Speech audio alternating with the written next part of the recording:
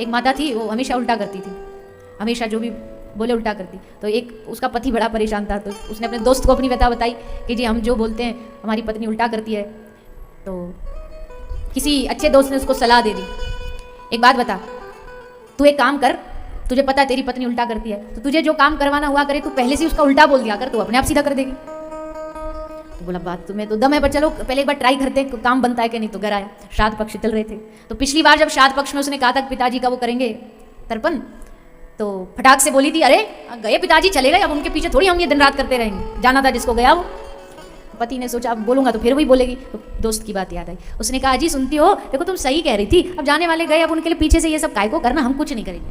तो क्या बोली, हे राम तुम्हारे जैसा बेटा किसी को ना दे। बताओ एक पिताजी का तर्पण नहीं कर सकते तो जरूर करेंगे, हम श्राद्ध करेंगे। तो उसके तो मन में बड़ी खुशी हो गई, पर खुशी दिखा नहीं सकता क्योंकि देखेगी खुश है तो फिर उल्टा करेगी।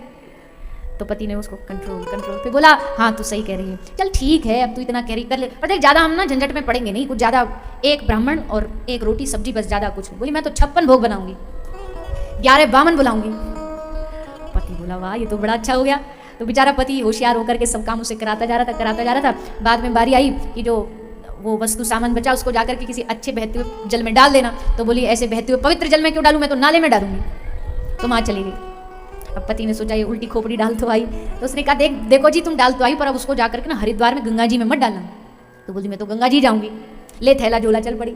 पति बोला उल्टी खोपड़ी वहाँ जाके किसी से लड़बड़ जाएगी तो मैं संग जाता हूँ। तो पीछे पीछे वो भी चल दिया। गंगा जी पहुंची, गंगा के घाट पे भीतर जाने लगी। अब भीतर जा रही तो पति बेचारा कह रहा है गंगा का बहाव बहुत तेज है, भीतर मत जाना। तो बोली मैं तो भीतर ही जाऊंगी।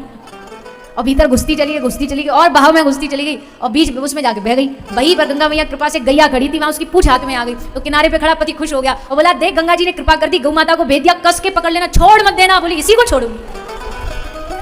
छोड़ी पूछ गंगा जी ने। तो ऐसी कुछ मैया होती है, बोले हम तो उल्टा करके रहेंगे, धरने पे बैठ के रहेंगे ना कुछ होती है। जगरांव वाली तो बिल्कुल ऐसी नहीं है, तो बेचारी एकदम सीधी सादी है। चलो अब ये तो घर जाके आज पता करना, घर जाके डिस्कस करना, तब परिणाम कल पता लगेगा क्या है। चलो इसकी तो एडवाइस कई बार क्या ना ये सुझाव गलत भी काम हो जाते हैं। एक कोई संत के पास गया, बोले बाबा जी हमारी पत्नी जमती नहीं हमारी। तो बाबा जी बोले कभी पत्नी के भोजन की तारीफ की है? तो बोला जी तारीफ लायक हो तो करे।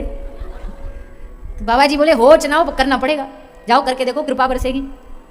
अब वो आ गया, आज रोज तो भोजन बना के लाती थी, तो ऐसे ही वो कुछ कहता, आज उसने सोचा हम तारीफ करेंगे। जैसे पानी ला के रखा था बस, हा क्या जल है, क्या पानी है, पानी नहीं तूने छू दिया तो अमृत बन गया।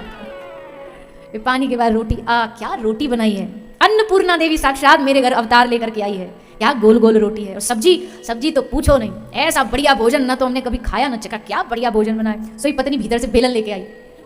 तो बोला कि मैं तो तारीफ कर रहा हूँ, तारीफ करने के बाद भी तुम ऐसे। तो बोलती 30 साल हो गए घर में भोजन बनाते बनाते, एक दिन तारीफ नहीं की, एक दिन होटल से क्या मंगा लिया, तारीफों के फुल बांध डाले। अब ना कई बार इसलिए कहते हैं सुझाव भी टेढ़े पड़ जाते हैं, सोच समझ के सुझाव मानने चाहिए।